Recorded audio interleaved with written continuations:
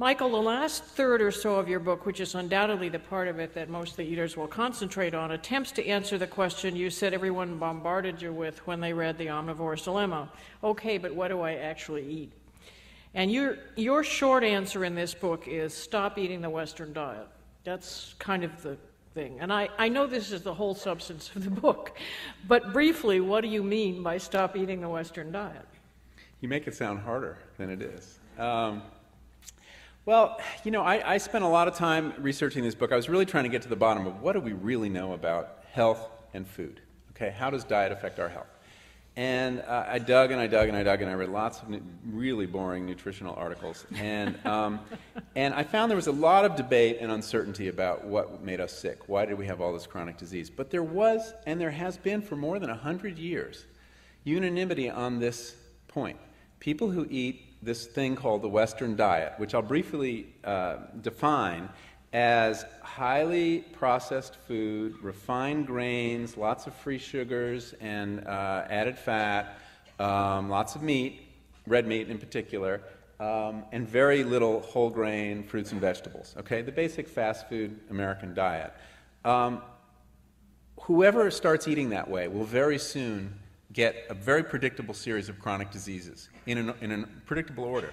Obesity, diabetes, heart disease, and a specific set of cancers.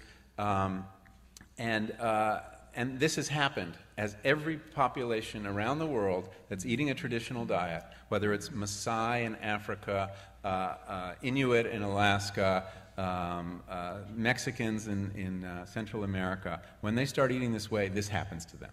Mm-hmm. So even though we don't know exactly why, whether it's the saturated fat or the additives or the carbohydrates, we don't really need to know. We just need to stop eating that way. And the challenge, I think, is how to stop eating a Western diet without leaving Western civilization. Because I don't know about you, but I'm not prepared to go back to, I mean, I've done a little bit of hunter-gathering, and it's just way too time-consuming. And there are just too many of us and not enough woods and you know, wild animals and things. So that became the challenge: is how to get how to get off the Western diet without leaving civilization. Mm-hmm. And it's possible, and it's more possible today than it has been in a long time. There is more of the kind of well-grown whole foods around, and simply by, and this advice I stole from you, by eating food as opposed to edible food-like substances that now populate our supermarkets, you'll be all right. Mm-hmm. But it, you know, telling the food from the edible food-like substances gets hard. As you said in the book, it was, no, I just lost what I was going to say. You ended your sentence and I lost my point. Sorry. I'll take responsibility for that. It'll come back. It'll come back. You say something in your book that was really interesting, but I'll get to it later. And it was unforgettable. I was unforgettable. Oh, no, I know. I've got it. You said that had you given this advice 15 or 20 years ago, people would have thought you were just nuts because there really was no way to do it. You couldn't eat this way because all we had was the supermarket, and that's where everyone had to get their food. There was no farmers markets, there were no, and so forth. Yeah. I mean, this book 40 years ago would have been the manifesto of a crackpot. I mean, I would have been one of these back to the land people growing all their own food, like you. Yeah, right. Well deserved. And no, because you couldn't, you know, if you wanted well-grown food in healthy soils without pesticides, you had to do it yourself.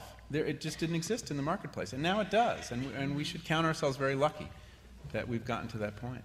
Yeah, I mean, we can talk later about the fact that it still tends to be a diet for people who have money. It's still hard to do. There are two basic problems with eating this way, and we've had this conversation, Dan and I also. It costs more money today, and it takes more time. Mm-hmm. Mm-hmm. Do you want me to address that? No, you don't have to do that. I have another question, actually. Okay. I learned one entirely new rule from this book, which I was very excited about. I thought, what a wonderful idea. I never thought of it that way. You said, eat more leaves and less seeds. And that was fine through November. And then I went out into I actually had chard every day, once for breakfast. It's not bad for breakfast. But when I went out last week, now of course we've lost winters, so this may not be relevant forever. We may be like Southern California here, but last week it was frozen in my garden and there was nothing left of the chard. And I do have mâche, which is a winter annual, and I did have a salad last night picked from the garden, but animals can eat hay or silage. You said we should eat like our animals should eat. And the animals, grass-fed animals in the winter can have hay or silage.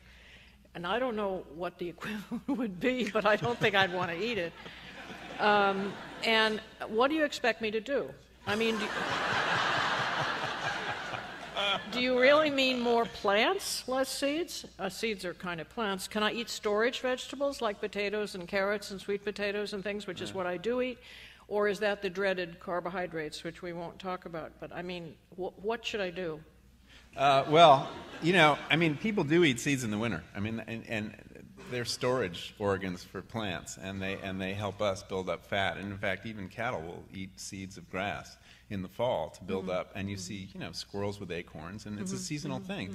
But we're eating seeds and we don't think of it that way. But when we're eating now high fructose corn syrup, bread, refined grain, that's all seeds. That's all the seeds of plants, the rich, starchy, fattening parts of these plants.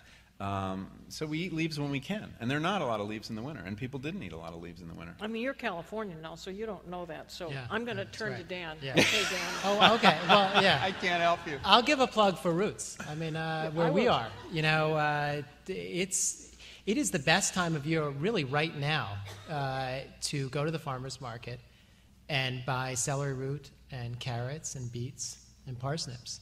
And I always knew that just maybe instinctively because as a chef, you know, you taste this stuff and it's always sweeter at this time of year, or going from the first couple of freezes through really February and March. I never understood why, and then I was lucky enough to speak to a plant physiologist who happens to be a poet as well, and he explained it poetically, which was, he said, when it gets cold and there's multiple freezes, the plant is trying to survive.